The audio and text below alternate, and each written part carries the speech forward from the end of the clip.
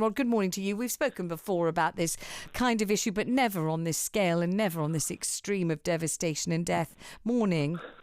Good morning, Vanessa. And yes, it sort of takes your breath away, this scale of tragedy, doesn't it? It certainly does. Awful. OK, from the perspective, Rod, of the Road Hauliers Association, you can tell us many things. I know we've discussed before that the fact that it's your members' responsibility if anybody is found inside any one of their vehicles, isn't it? And many of them try vigorously and zealously to try to make sure they're not.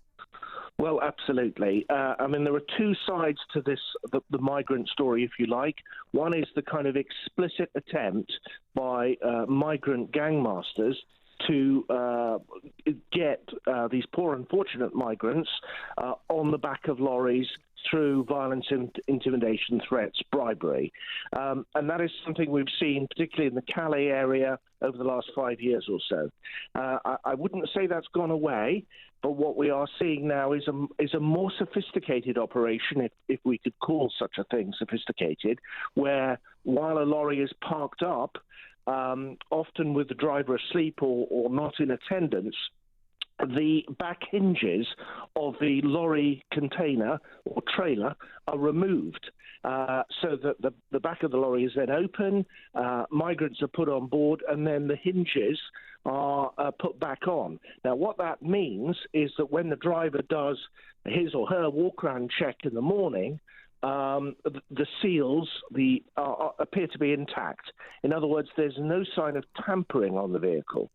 And that is one of the problems that we face.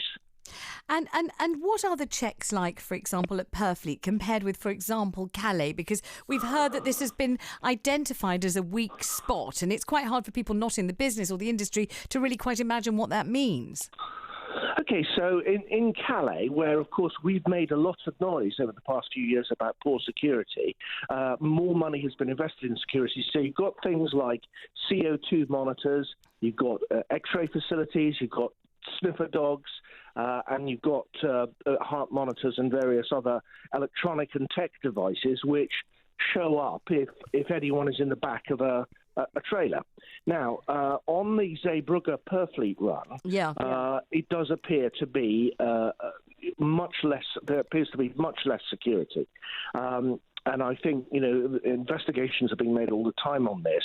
But my understanding is certainly they have nothing like the tech capabilities that the Calais port does. Right, so that means essentially you can't tell if there's anyone stowed away or if there isn't. You haven't got the... Well, exactly. The migrant gangs will always go for the easiest option. That's the nature of criminality. Why break into a house when there's an open window? Yes. And I think that Zeebrugge has become the open window of the migrant gang trade.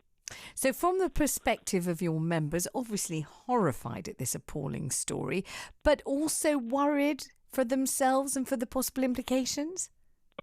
Well, I think there are a number of concerns, and I've always said that we've all got a stake in this. Governments have got their part to play, law enforcement and drivers as well. There's walk-around checks, that sense that something strange appears to be happening. I saw a picture sent to me by one member this week of a migrant hanging underneath the chassis of his trailer in France. Yeah. Now, that's an easy spot. You could walk around, you see someone's hanging onto your chassis, and you go and tell the authorities. Yeah. So that's easy. But there's a lot more sophistication to this, and that's the problem.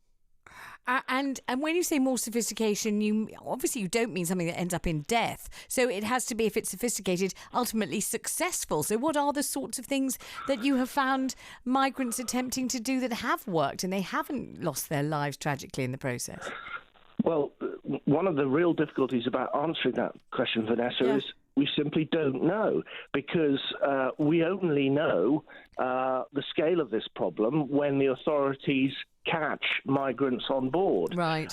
So what about those other vehicles that maybe, I'm speculating here, passing unnoticed and unchecked into the country with, again, many migrants on the back? We simply don't know.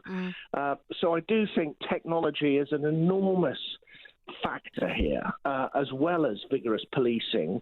And it's very important as well for haulage companies and and drivers to do the right thing and to flag up problems. I know I've had some drivers have said to me, I'm really worried about reporting if my vehicle's been tampered with, because I'll be arrested and they'll think I'm colluding with the gangmasters, to which the answer has got to be, we've got to do the right thing. We can't ignore this sort of thing.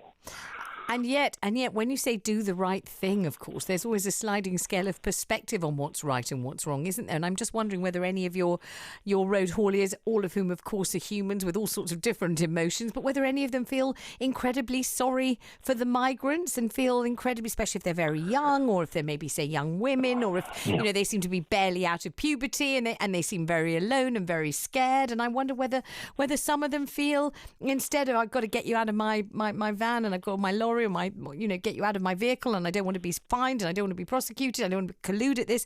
I wonder whether some of them feel an enormous surge of compassion and think, well, let me just overlook this and get you in and hope you get a better life. There must be a bit of that, mustn't there?